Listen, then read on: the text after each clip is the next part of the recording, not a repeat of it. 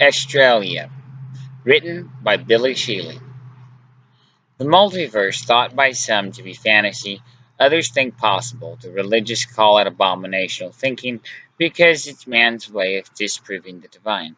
Think of Schrodinger's box. You have a box. Within this box, there is a small amount of radioactive metal with a 30-minute half-life, a radiation meter, Geiger counter, a hammer, and a vial of cyanide gas.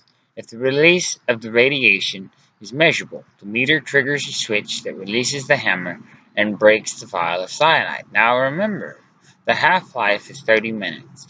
One would place a cat in the box and check on the cat every hour. With a 1 in 2 chances the cyanide vial is ruptured, can you say the cat is dead or alive without opening the box? Don't forget, with a half-life of 30 minutes, the possibility of a measurable amount of radiation occurs twice an hour, making it impossible to know if the cat is dead or alive until the box is open. Therefore, the cat must be presumed both dead and alive at the same time, indicating the cat exists in both states. This concept is more than cruelty, I assure you. If you cannot accurately or definitively say the cat is dead or alive without opening the box, that means all you know is what you can see, being the outside of the box. It would stand to reason then that if the contents of a box on your plane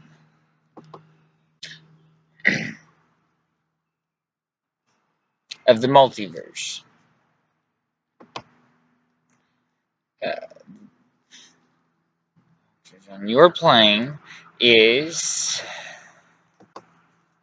unknown until known. The same would hold true for the universe, making it a small leap that one universe could indeed be a multiverse, as they would be unknown until known, fulfilling the laws of quantum mechanics.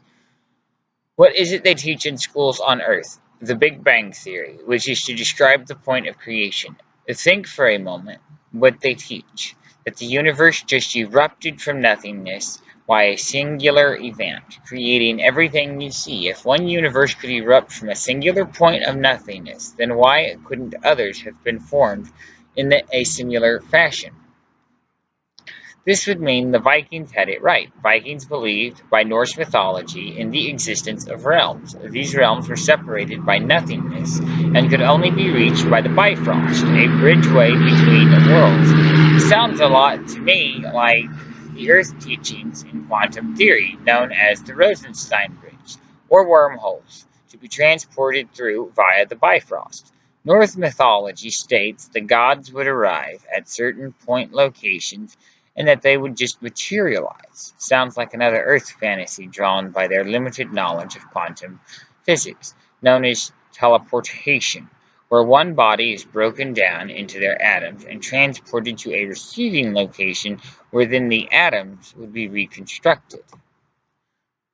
That would prove, by circumstantial evidence, that the Vikings had it right, but only if one had a way to prove it. But one cannot prove such things, can they? Just as Schrodinger's box, you can only prove what you have evidence for.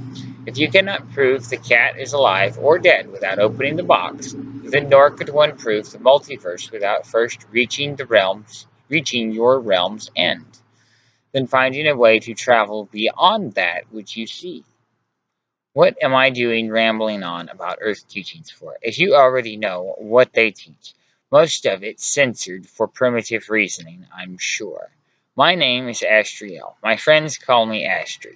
Across the multiverse, nestled in a galaxy far away, lies a planet named Australia that I call home. Australia isn't very different from what you call Earth, and the multiverse is a set of altered realities. Think of it as a bubble in a bubble within another bubble. Seems complex, but it's really not.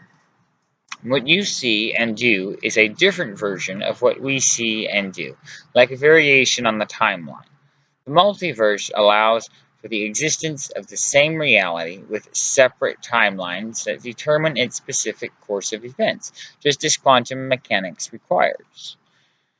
These required differences in timelines don't have to be so different, as the only requirement is that they be equal yet opposite. That may be a little hard to comprehend, but don't spend too much time trying to figure out E equals mc squared. Just remember each action has an equal yet opposite reaction.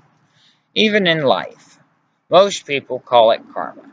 I just call it law of random order, as even order exists within pure randomness. Okay, the whole Norse mythology bit. I'm sure you're asking, well, how did those primitive humans have it figured out when with our technology we can't figure it out? Simple, equal yet opposite. As we have the technology, early tribes did not. Now, one might also ask, but if you visited them, are we not so much more than they were? Can we not learn from you? Answer The answer to that is yes and no. I hate to be rude, but with the larger multiverse community, we have set standards and laws.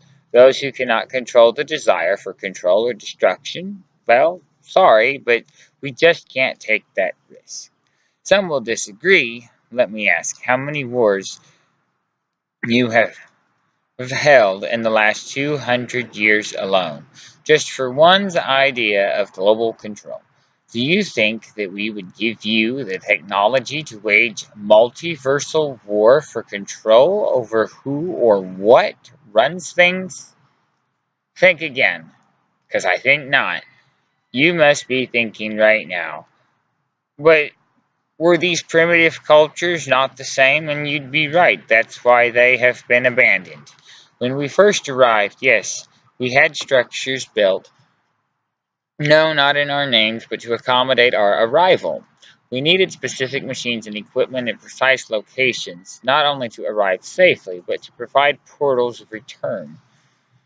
We were not expecting the natives to react as they did prior to meeting them. We all considered primitive natives all but extinct, as no known realm was without knowledge of multiverse physics.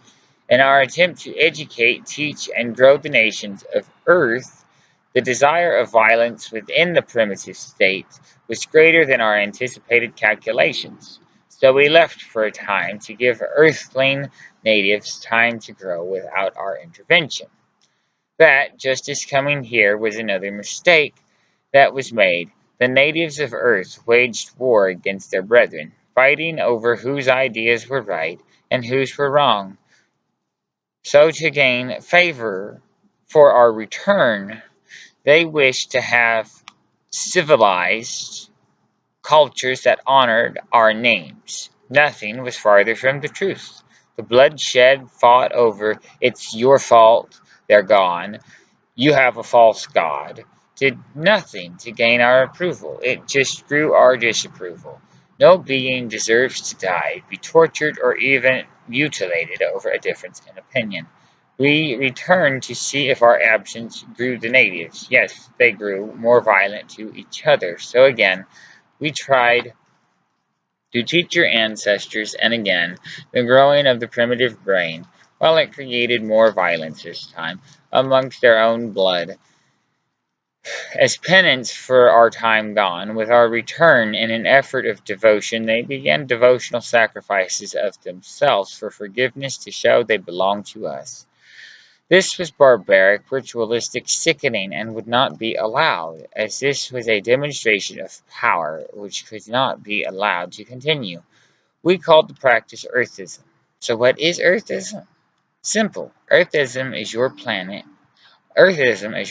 is Earth, and ism, well, the practice of. That signifies the practice of Earthlings to inflict barbarity and pain to demonstrate power and control. If sickening. The practice varied amongst tribes, but they all involved dangerous, unnecessary, extremely harmful acts to show the surrender of you to them, to us. Most of Earthism practices involve the genitals in one form or another, as the genitals were the point of pleasure. So to surrender your pleasure was to surrender yourself by your willingness to lose your evolutionary importance. This continues today as to wars for global leadership, and one wonders why we stay away. Earthism, practice 1, is the method of destroying, dysfunctioning, and removing the male prepuce, an organ of protection. Why would we want you to destroy your natural protection systems?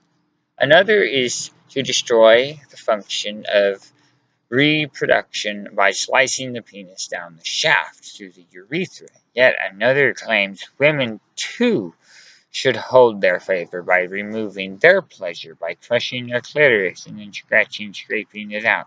One tribe loved the idea of scarring the face as well as the genitals. Another was neck and skull stretching by banding and bindings of the bones, all in the name of proving submission.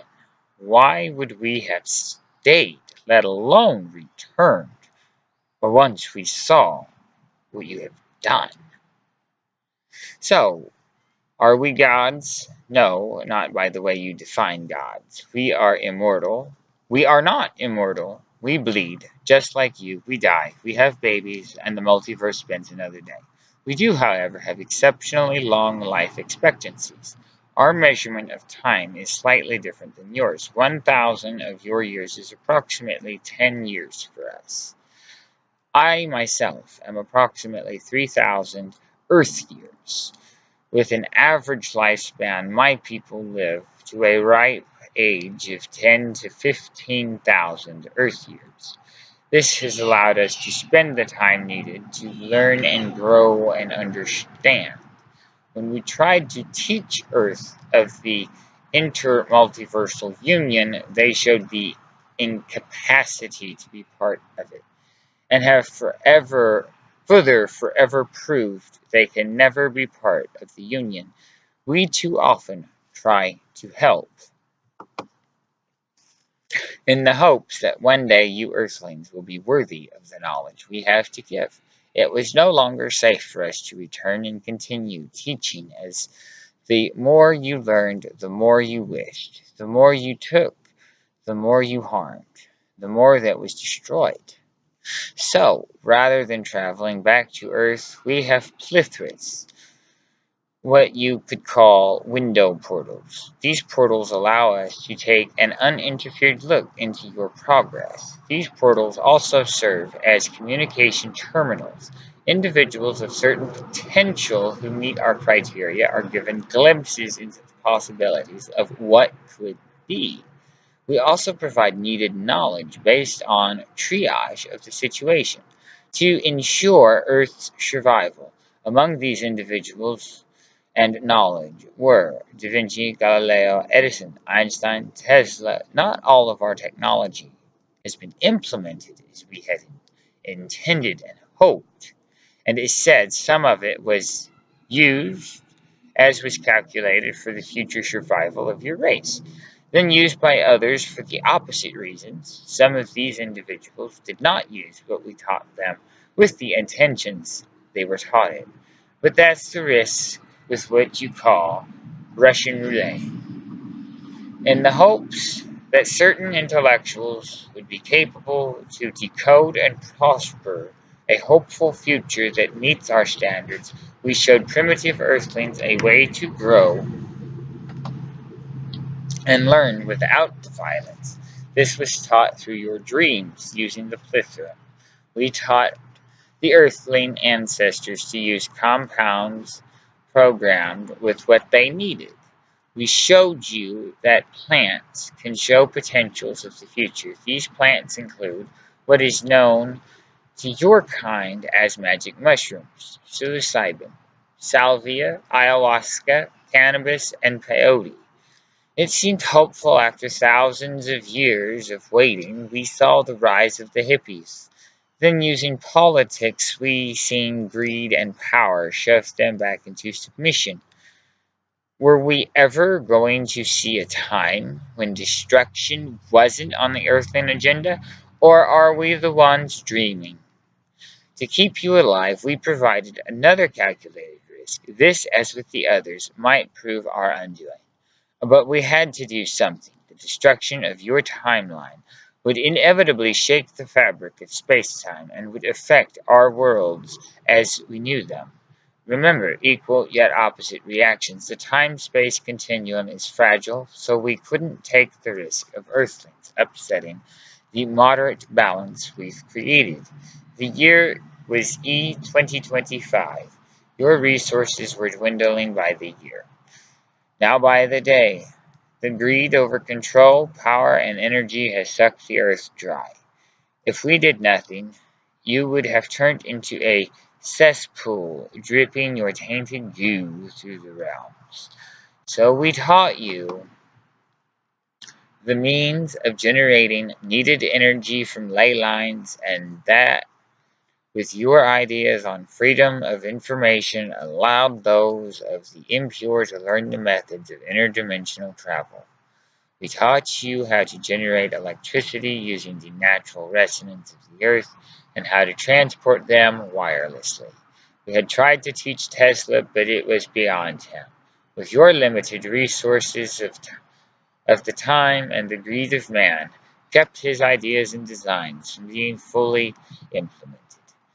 We had found another, taught them the physics of mass electromagnetism, generators to transmit free energy that would allow your vehicles, homes, factories to, instead of toxifying Earth, would run by electromagnetic inductions.